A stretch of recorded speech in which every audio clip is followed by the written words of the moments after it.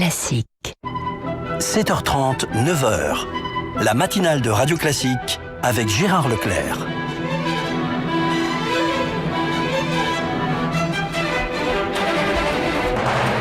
L'invité politique sur Radio Classique et LCI.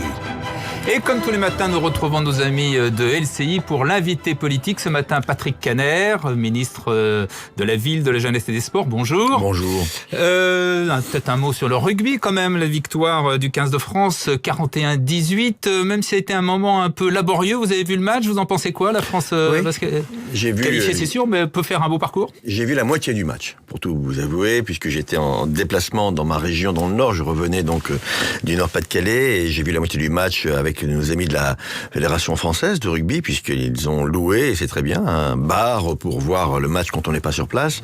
C'est un beau match.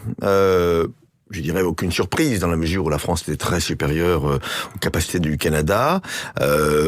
3 matchs successifs, 3 victoires, on va pas se plaindre. Mais il est vrai que le test, il arrive là. Et c'est le 11 octobre à Cardiff, au sein du Millennium. Et là, c'est très très important de battre l'Irlande parce que c'est l'équipe de quart de finale derrière qui se profilera. Mais vous y croyez, ce 15 de France en finale remportant la Coupe du Monde? C'est pas le ministre des Sports qui va vous dire le contraire. Mais par contre, pour y arriver, il faudra sûrement être un peu sur un stade supérieur, c'est manifeste.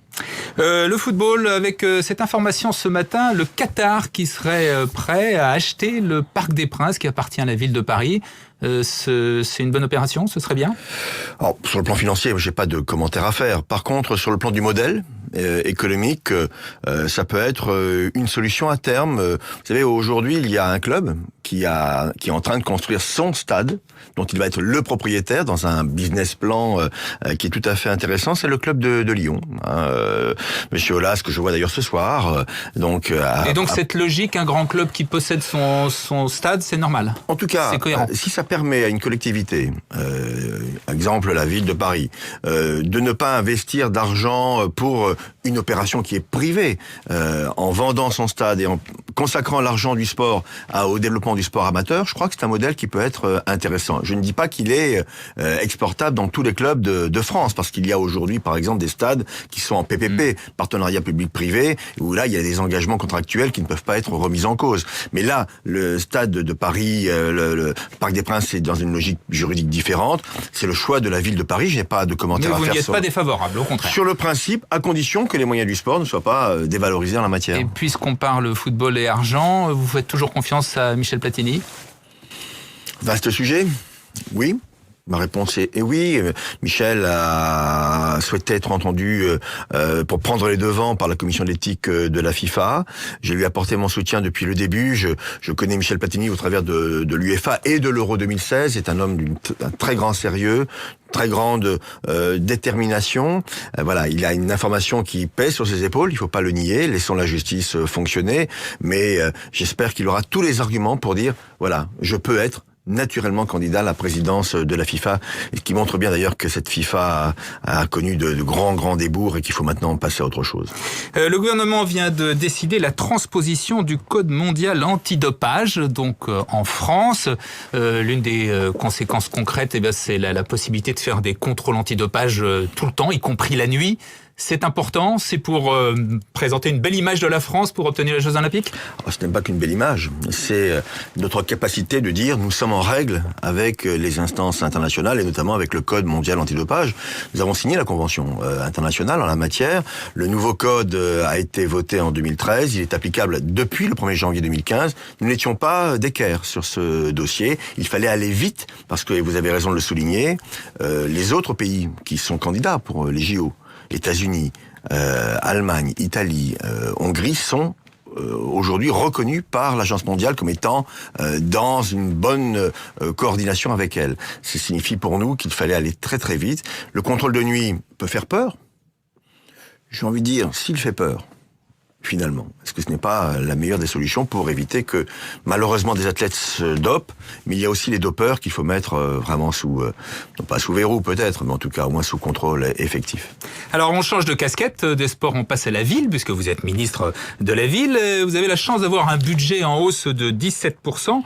J'allais dire, mais pourquoi faire? À quoi sert le ministère de la ville? C'est une question que me posent régulièrement les journalistes. C'est quoi oui, parce que ça existe depuis François Mitterrand. C'est quoi la politique de la ville qui existe depuis 30 ans? Je pourrais vous répondre, mais imaginez-vous ces quartiers s'il n'y a pas eu la politique de la ville, en termes de relégation, en termes de ségrégation, en termes de zones de non-droit. Tout ne fonctionne pas bien, je le sais. La politique de la ville, je la résume sous une expression. C'est une politique qui permet de rétablir l'égalité des chances dans des quartiers qui, de par la pauvreté, de par le chômage, de par l'urbanisme, ont été mis en relégation de la République. Donc, rétablir l'égalité des chances, ça passe par beaucoup d'outils. La rénovation urbaine. Je pourrais vous inviter, Monsieur Leclerc, à aller voir ce que nous avons fait dans presque 700-800 quartiers dans notre... Jean-Louis Borloo. Bien sûr, et je tiens à... Qui continue puisque nous avons acté 5 milliards d'euros de subventions qui vont permettre de dégager 20 milliards d'euros de travaux dans les 10 ans qui viennent dans 450 quartiers les plus en difficulté. Donc c'est très très bien et en plus ça crée de l'emploi. Et ça relancera le bâtiment. Les premières opérations, rendez-vous en décembre 2015, ce qui était tout à fait intéressant. Puis la politique de la ville, c'est de donner plus à ceux qui ont moins, ce que moi j'appelle de la discrimination positive. Alors je sais que c'est un mot qui fait parfois réagir, mais quand vous êtes de telle couleur de peau, avec tel nom, avec telle adresse, quand vous êtes jeune, eh bien c'est plus dur parfois que pour d'autres personnes. Donc donner plus en termes de moyens associatifs, donner plus en termes de priorisation des politiques publiques en matière d'emploi, donner plus en termes de moyens scolaires, comme nous le faisons avec Najat Vallaud-Belkacem. Tout ceci, c'est un rattrapage pour 6 millions de Français. Et moi, je suis très fier d'avoir un budget global, y compris le sport, qui augmente de 17%. Alors, vous parliez du logement. Là, justement, en revanche, le ministère du Logement s'en sort moins bien que vous.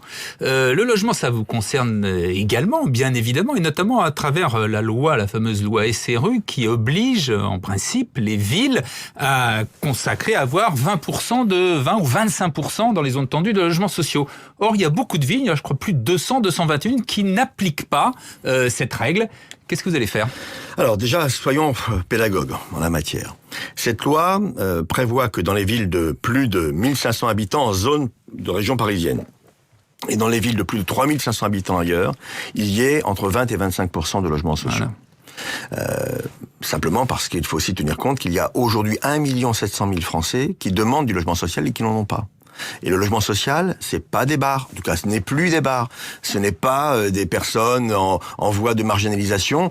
J'ai envie de dire, c'est 70% des Français qui sont éligibles au logement social de par leur revenu. Alors concrètement, qu'est-ce qu'on fait justement pour qu'il y ait ces logements sociaux? 221 villes qui ne sont pas à l'objectif. Beaucoup d'entre elles, les 2/3 d'entre elles, sont en voie de rattrapage. Et je les félicite, les maires de gauche, les maires de droite, maires de gauche. Je leur dis bravo, vous tenez compte des obligations de la loi. Par contre, il y a 1/3 des villes qui sont dites carencées, qui payent des pénalités pour ne pas avoir construit assez de logements sociaux. Dans cette catégorie-là, certains commencent à faire les efforts. Et on en a repéré 20, 30, qui manifestement ne jouent pas le jeu. Alors qu'est-ce que vous allez faire? Eh bien, j'arrive. Voilà. C'est-à-dire j'arrive, c'est pas Zoro Kader, oui. Naturellement, ou Kader Zoro.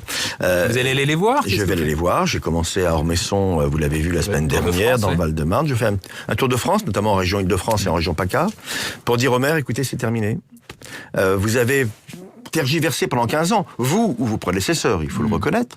Vous avez tergiversé. Eh bien, nous avons, nous, les moyens de vous faire avancer. Par la conviction, on l'espère, ou par la contrainte. Les moyens, ils sont simples. Préemption de terrain, mise à disposition de terrain de l'État pour mettre ce terrain à un bailleur qui va construire à la place du maire, délivrance du permis de construire à la place du maire. Donc les outils juridiques existent.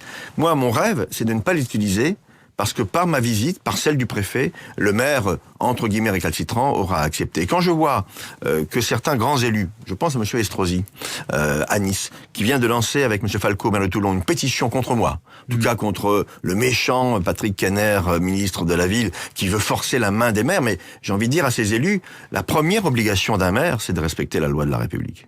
Un cas particulier, c'est l'AP-HP, les hôpitaux de Paris. Il y a Martin Hirsch qui demande à pouvoir récupérer des appartements qui actuellement sont occupés par des gens qui n'ont rien à y faire. Vous allez lui donner satisfaction, l'aider? Alors, vous pensez à sûrement un ministre, c'est ça, non, peut-être? Oui, effectivement. Oui, il y a eu...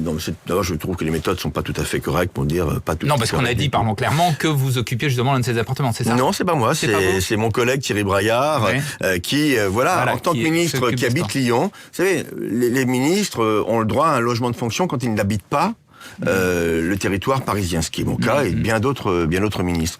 Mais je crois que c'est tout à fait normal qu'on puisse bosser correctement en tant que ministre. Quand on travaille 70 à 80 heures par semaine, c'est pas anormal que l'État puisse vous donner une facilité. Facilité, je tiens à le dire, qui est valorisée et qui rentre dans les revenus des personnes concernées, qu'il n'y ait pas de malentendu sur le sujet. C'est pas un cadeau, pour être très clair, c'est une facilité. Martin Hirsch a raison de vouloir récupérer tous les logements de la PHP pour les besoins de la PHP. Après, s'il en reste, autant le louer effectivement à des personnes qui pourront rentabiliser les outils. Mais Martin, qui est un bon ami, vraiment est un homme d'une grande probité. Je suis sûr qu'il fera les bons choix. Les régionales, alors c'est un spectacle assez étonnant. La gauche s'attend à une Bérésina. Elle semble presque résignée. Et je pense notamment à votre région, Nord Picardie. Qu'est-ce qui se passe? Comment ça se fait que le Parti socialiste est loin derrière le Front national et les Républicains? En tout cas, je ne suis pas résigné. Moi, je puis vous le dire. Je suis même déterminé à prendre toute ma part dans la campagne régionale Nord-Pas-de-Calais et Picardie. Aujourd'hui, ce décalage que vous constatez entre le score potentiel du PS et notamment les Républicains. Il faut bien expliquer les choses. C'est Républicains et UDI. Alors que la gauche, elle est très largement divisée. François Hollande a eu cette expression très juste. Aujourd'hui, nous sommes dans une logique de séparation, de dispersion qui sera source de disparition potentielle. Et donc, moi, j'appelle à la responsabilité. C'est ce que fait Jean-Christophe Cambadélis avec le grand référendum qui va être lancé, vous le savez, pour retrouver les bases d'une union de la gauche qui fasse que la gauche ait toute sa place. Et si jamais vous êtes troisième au soir du premier tour, vous retirez? C'est une hypothèse dont je ne me contente pas aujourd'hui. Avant le second tour, il y aura un premier tour. Allons-y, battons-nous pour être qualifiés au second tour et être notamment deuxième. Aujourd'hui, on a l'impression que tout est fini. Vraiment, je vous le dis. On se bat, on ne se compte pas au second tour avant d'avoir passé le premier tour. D'abord, militons avec tous ceux qui nous accompagnent et vous verrez peut-être qu'il y aura de belles surprises. Merci Patrick Caner, merci à nos amis de LCI qui restent sur LCI. Nous restons sur Radio Classique. Sophie Paolini pour le rappel d'IT dans un instant. Avec